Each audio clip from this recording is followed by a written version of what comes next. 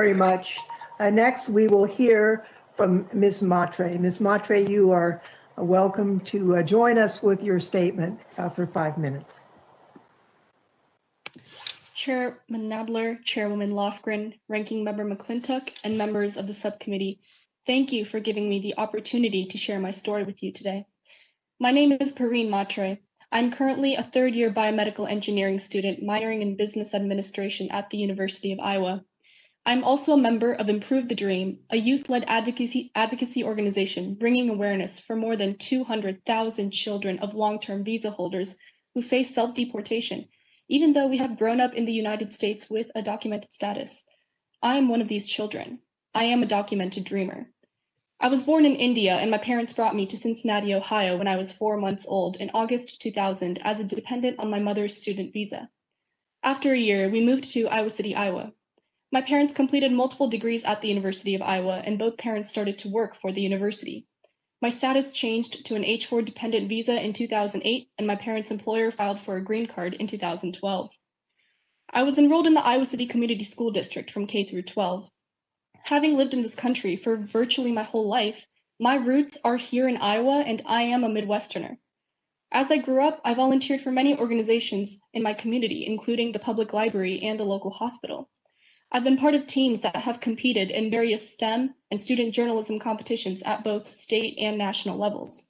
During my time at school, at every step of the way, I formed relationships with teachers and students that have had a lifelong impact on me. Mrs. Reby in elementary school guided me to lead. Mr. Norton in middle school gave me the confidence in my math skills that would allow me to choose engineering as my major. And Mr. Gross in high school encouraged me to speak up on unjust issues. Over the past 21 years, my parents and I have received help and love from many wonderful people of this country, and we are very grateful for it. At the same time, our hearts break when we think of my future immigration status and that of many other documented dreamers. Due to the uncertainty of my situation, I have been in constant fear for the past 5 years. Despite living here my whole life and having very literally grown up on my university campus, I am considered an international student. After spending nearly my entire life here, I am encountering the same hurdles as newly arrived international students. I am now a junior at the University of Iowa. My future goal is to work in the STEM field to contribute to advancements in medical devices. However, due to my status, the inability to obtain internships has limited me in terms of acquiring the professional experiences for my goals. For the past 9 months, I've been awaiting approval for the change of status to F1 student. I also turned 21 less than 2 weeks ago, so I no longer have dependent status. I aged out of the system. Unless my application is approved, I am not allowed to enroll in classes in future semesters. As a result of these barriers and the daily worry of my situation, I have been diagnosed with clinical depression, generalized anxiety disorder, and panic disorder.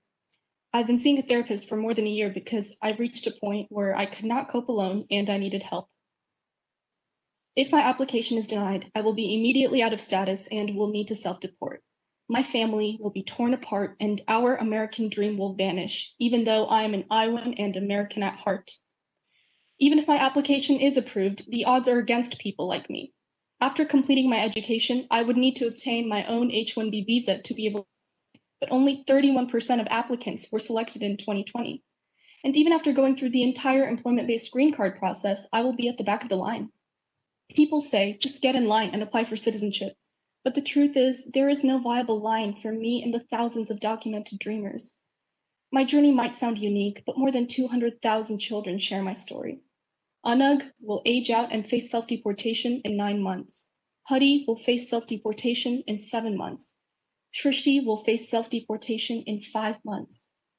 The members of Improve the Dream are grateful for our voice being recognized with our inclusion in the recently passed Dream and Promise Act. Chairwoman Lofgren, we are extremely thankful to you for this positive change and hope that going forward, all solutions for dreamers will include documented dreamers like us. However, we hope that this committee will also work to permanently end aging out and address the root causes of this issue.